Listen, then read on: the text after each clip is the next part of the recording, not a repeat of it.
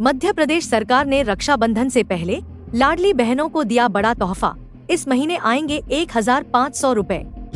Court के जरिए आरक्षण खत्म करने की कोशिश, मायावती ने एससी के फैसले का किया विरोध। बांग्लादेश में फिर हुई झड़पें, 72 लोगों की मौत।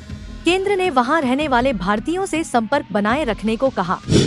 मुख्यमंत्री मोहन यादव ने कहा, बहुत लोग कह रहे थे कि प्रदेश में बीजेपी की सरकार बनने के बाद इस योजना को बंद कर दिया जाएगा। मैं ऐसे लोगों को कहना चाहता हूं कि हमारी योजना बंद नहीं होगी। मुख्यमंत्री मोहन यादव ने रक्षाबंधन से पहले लाडली बहनों को बड़ा तोहफा देने का ऐलान किया है। लाडली बहना योजना के अंतर्गत इस बार 250 रुपए ज्यादा मिलेंगे। मुख्यमंत्री लाडली बहना योजना के अंतर्गत महिलाओं को हर महीने 1,250 रुपए की राशि दी जाती है। इस महीने 1,500 रुपए आएंगे। इसके अलावा उज्ज्वला योजना के अंतर्गत गैस सिलेंडर के लिए 450 रुपए दिए जाएंगे। मुख्यमंत्री ने कहा, बहुत लोग कह रहे थे कि प्रदेश में बीजेपी की सरकार बनने के बाद इस योजना को बंद कर दिया जाएगा। मैं ऐसे लोगों को कहना चाहता हूं कि हमारी योजना बंद नहीं होगी। यह भाई बहनों के बीच का रिश्ता है, यह संबंधों का महत्व है। लेकिन कुछ लोगों को यह बात समझ में कभी नहीं आएगी। हमारा आपका संबंध परमात्मा करे पूरी जिंदगी बना रहे।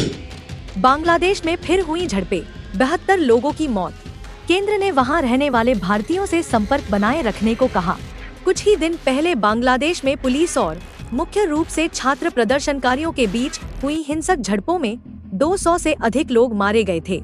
प्रदर्शनकारी विवादास्पद आरक्षण को समाप्त करने की मांग कर रहे थे। भारत ने बांग्लादेश में रह रहे अपने नागरिकों से संपर्क में रहने और सतर्क रहने को कहा है। प्रदर्शनकारियों और सत्तारूढ़ अवामी लीग के समर्थकों के बीच ताजा झड़पों में 72 लोगों की मौत हो गई है। रविवार को हुई झड़पों में दर्जनों लोग घायल भी हुए हैं।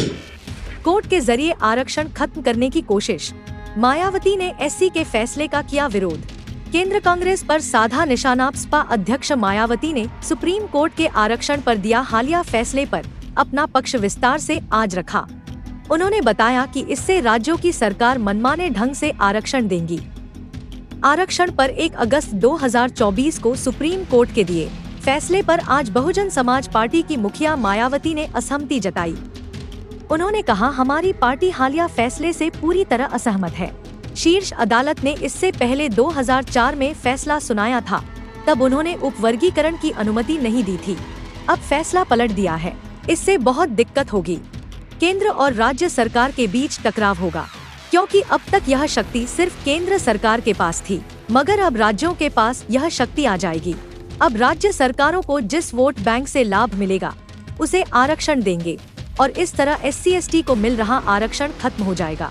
मायावती ने कहा कि 1 अगस्त 2024 के फैसले में क्रीमी लेयर पर स्पष्ट नहीं किया गया कि किसे क्रीमी लेयर माना जाएगा और किसे नहीं।